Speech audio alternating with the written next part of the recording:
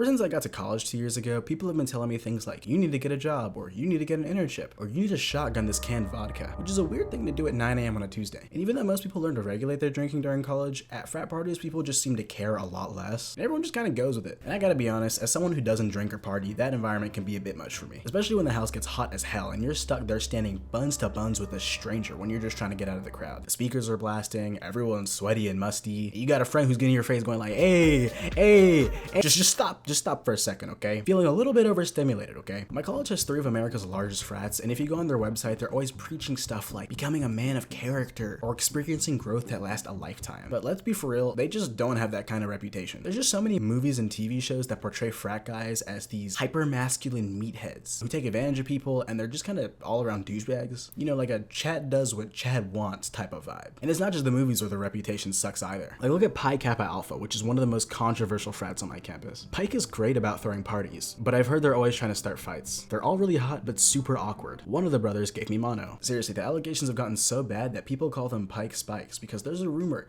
that if you leave a drink out at one of their parties, it's getting touched, which is crazy work, I know. And I can't say whether or not the rumors are a fair representation of the whole frat, but I can say that they do stick with people. And on top of that, there's just been something that's bothering me lately, and I can't really wrap my head around it. Why do so many men want to be a part of Greek life if this is what they're known for? And if frat culture is so toxic, why do universities still allow it? So to figure that out, I'm gonna see what the frats look like on the inside. So, I thought it would be kind of funny if I signed up to be in a frat, like as a joke, like ironically. Greek life, I am inside of you. So how do you even join a frat? You probably don't just walk up to their front door and ask for an application. So the first step is to be a male college student. Then you have to sign up for Rush Week, which is basically where you go to different social events each day of the week, and the existing brothers in the frat decide if they like you or not. I was never super social growing up, and every conversation used to feel like a quick time event. So I'm having trouble imagining interactions going anything other than, do you like sports? No. Do you go to parties? Nah. How much do you bench? Nah. So what do you do?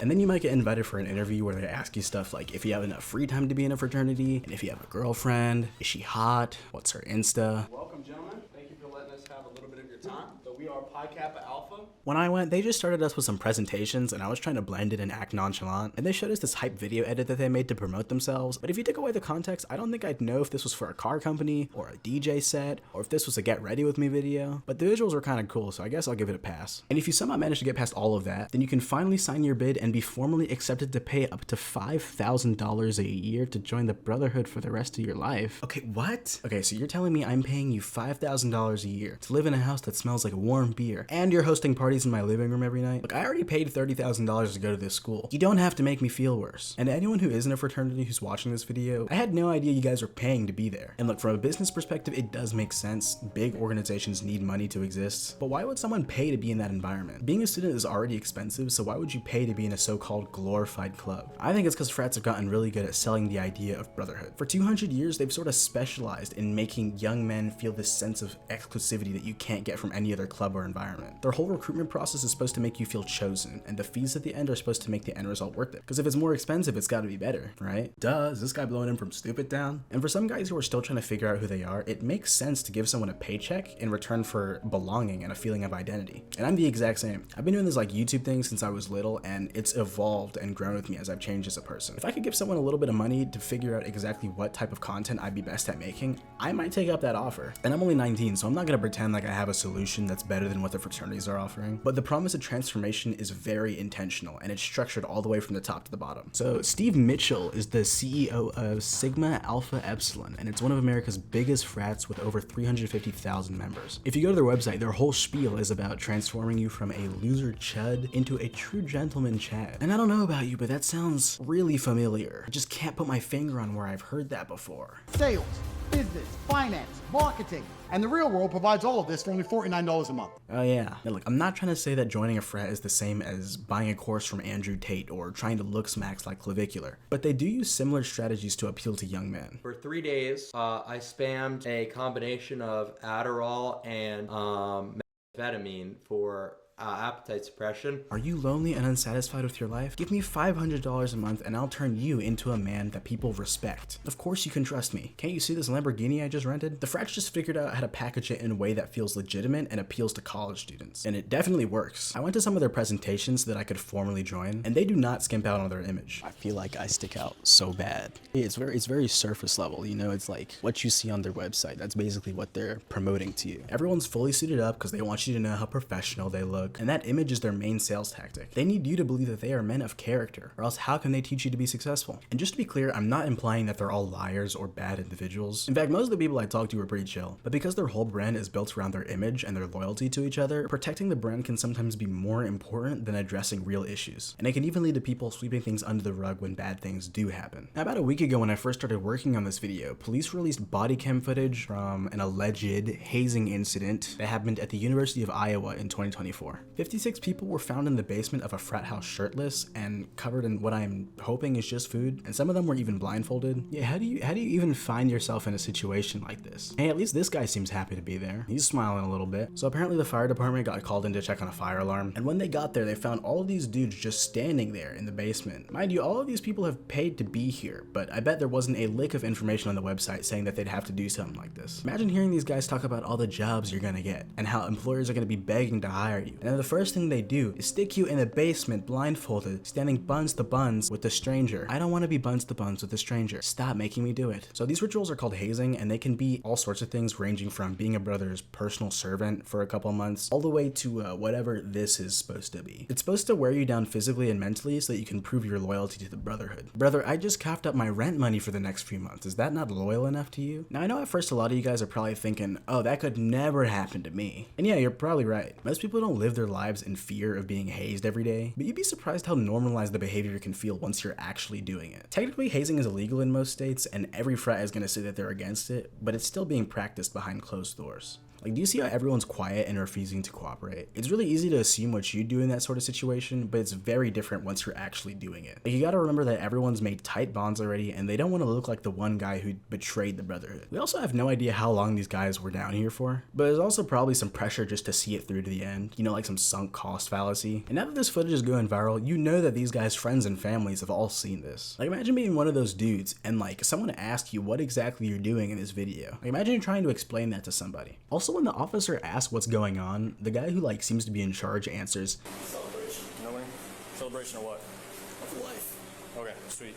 He said, okay, sweet, and then dipped. He's not trying to be there anymore. And look, I understand various reasons why someone wouldn't want to talk to police, but what the hell was that response? Like, at that point, don't even say anything anymore, okay? It's also pretty common to see rituals like this that symbolize masculinity. People just kind of use them to mark milestones in your life, even if it's arbitrary and doesn't really make any sense. Like having your first drink at 21, or getting with a girl in order to be considered a man. Obviously, neither of those things determine whether you're a man or an adult or whatever, but people still think of them as rites of passage. A lot of victims of hazing go on to do it to their underclassmen because they had to do it too, and their upperclassmen had to do it, and the guys before them and the guys before them. It's like a whole thing, you know. On paper, it makes zero sense how putting yourself in a situation like this translates to you being a good philanthropist or being a man of character. But once traditions start getting involved and the pressure of conforming starts to take a hold of everybody, all logic just goes out the window, you know, just like forget about it. Everyone's reasoning just gets undermined, and things like this are allowed to happen. Hazing rituals are also deeply intertwined with the histories of frats and sororities, and if you're into Greek life, you'll probably run into someone who's been involved with hazing, even if nobody really talks about it. Like when I went to Rush Week, I talked to a lot of the brothers about what the brotherhood meant to them, but when I tried to get people to talk about hazing or what the initiation process looked like for them, I only got really vague and generic answers, which makes sense. They're not going to talk about something like that in a place like this, even if I was trying to join their frat. I spent the evening talking to people and looking for answers, but eventually I was pulled to the side and told I wasn't welcome there anymore.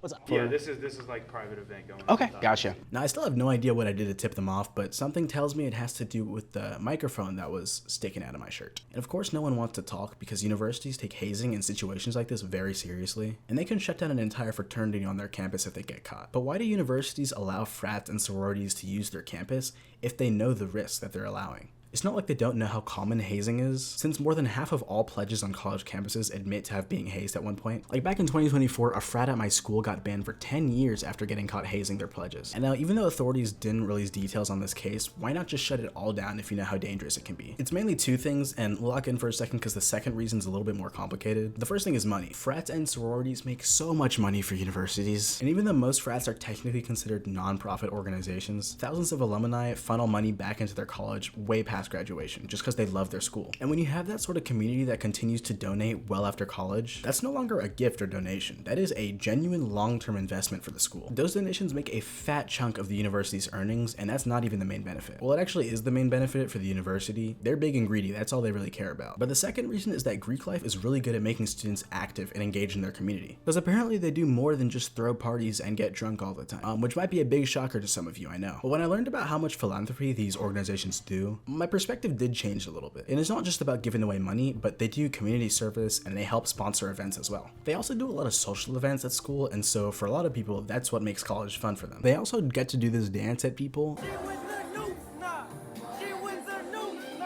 And I still don't really know what it is or why it exists. But that's just college, I guess. So Greek life isn't objectively good or bad, it just kind of depends on who you ask. But the system works, and it has been working for hundreds of years, so I don't think it's gonna stop anytime soon. But let me know what you guys think. I've run out of meaningful things to say, so later. This video is sponsored by me. Nobody's sponsoring this channel. No one's watching this right now. It's just me. But quick announcement to those who did make it this far. YouTube thinks that you'll like this one, so go that way now.